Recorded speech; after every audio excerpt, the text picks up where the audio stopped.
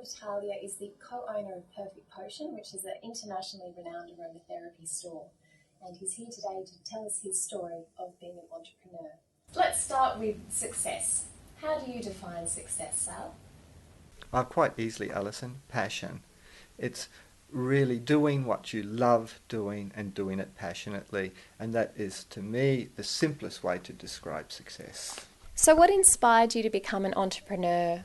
You know, I never set out to become an entrepreneur when I started Perfect Potion.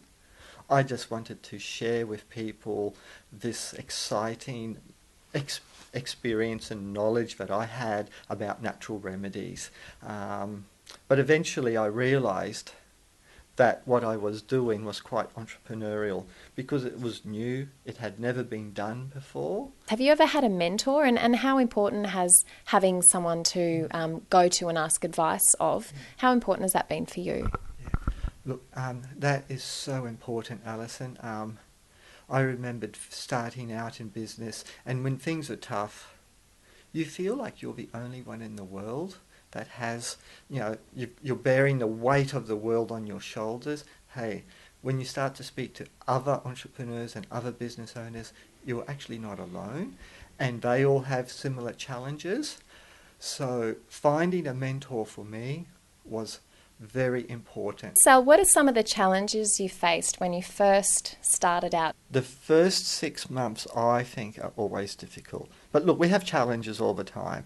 And I think as you get business experience, I think you have, and as you start to employ wonderful, people to work for you, you are better able to deal with some of the challenges. But when I first started out, cash flow, it was a killer. And just getting yourself out there.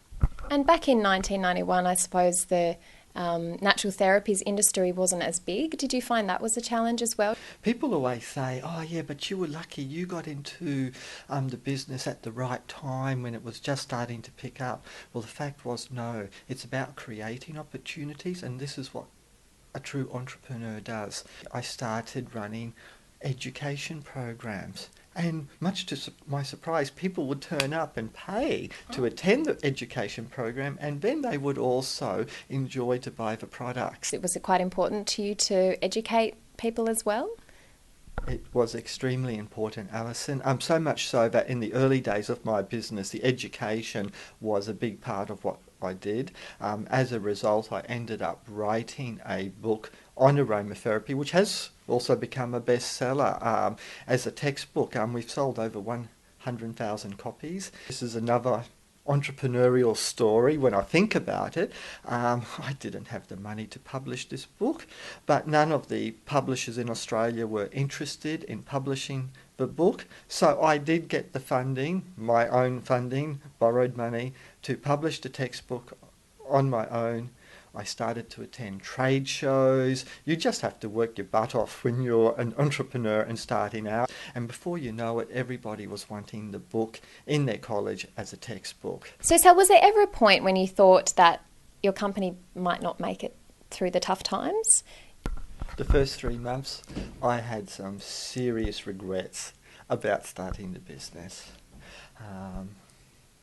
I remember my partner at the time, my girlfriend at the time, who's since become business partner and wife, Carolyn, she was working in retail for another company, and she said, Sal, just hang in until Christmas. Since that first Christmas, I never looked back. How did you manage to build a loyal and viable customer base? Because I know that you have very committed customers who love the products, who recommend them to people, and lots of people coming back. How do you engage and connect with your customers that way? Yeah, look, that's a great question, Alison, and I just have one very simple answer. Of course, we have fantastic products, but it's all about the customer experience. And usually when I get feedback from a customer, it's, number one, it's not so much about the product itself, it's about the engaging experience that they had with our sales team that sold them the product in the first place. How did you gauge the level of success? Look, one of my regrets is that I probably didn't actually sit down and realise when I started Perfect Potion that I'd need to know something about business. I jumped into this without, actually preparing myself. So what was your background, Sal? You were engineering? I was a really frustrated electrical engineer working for public service. But look, so I had one key thing that I measured back then was if I could pay my bills on time, and that's all that worried me, paying my bills on time. There was no way that anybody was going to lend me money back then, so it was all done with actual money that I had actually earned, and I knew that if I didn't have the money in the bank, I wouldn't be able to pay my bills. So did you have a strategy with cash flow to make that work? Because obviously that was the key thing for you. The first 12 months was very tough. Eventually, as Perfect Potion became more successful, people from interstate started travelling. People started talking, and all of a sudden I found myself real estate agents calling me from Melbourne and from Sydney wanting to know if I would open up a shop in their centres. It was at that stage I decided, hey, I've got to put a business plan together. I've got to go to the bank and borrow some money.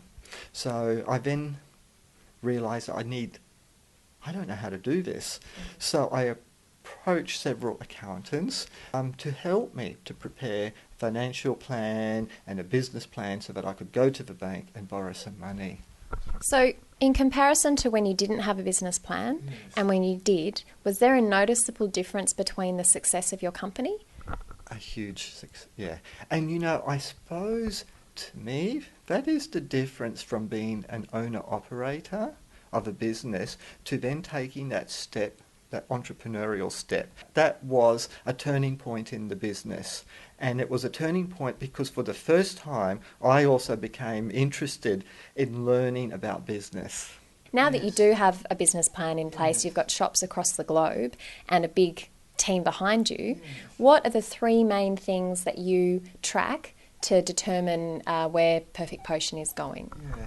Look, one of the things that we nowadays we track, of course we track all the financial KPIs that we have, but there's now a strong focus on tracking the level of customer service that we provide in store, and that also becomes a very powerful training tool for our team. So we conduct mystery shoppers. But nowadays also is we track things like the number of Facebook fans that we have. So Sal, a lot of business partnerships fail, but you have a very successful partnership with Carolyn Stubborn, who's also your wife. So you've got two reasons to make the partnership work. Yes. So how have you kept the partnership successful and working towards the same goal? We've always seen Perfect Potion as being our baby. So it's made the relationship strong. I don't think I would have had it any other way. I speak to a lot of people in business that would say, absolutely no way, there's no way that I could work with my partner.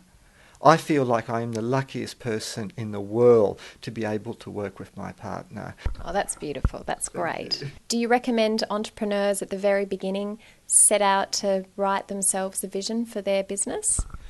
I really think it's so important to articulate your vision and your purpose and articulate the values of what you were doing earlier on.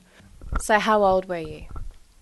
I was about 25 when I started, and I really had no background in business at all when I started, but I was just so excited to make these products from my parents' kitchen and then sell them at weekend markets.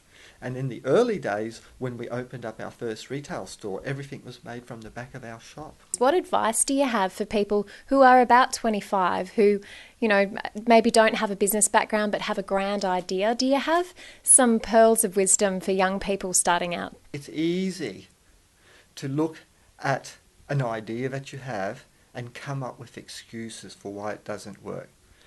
My best bit of advice is don't look for the excuses. If you think it's a great idea, just run with it. What have you got to lose?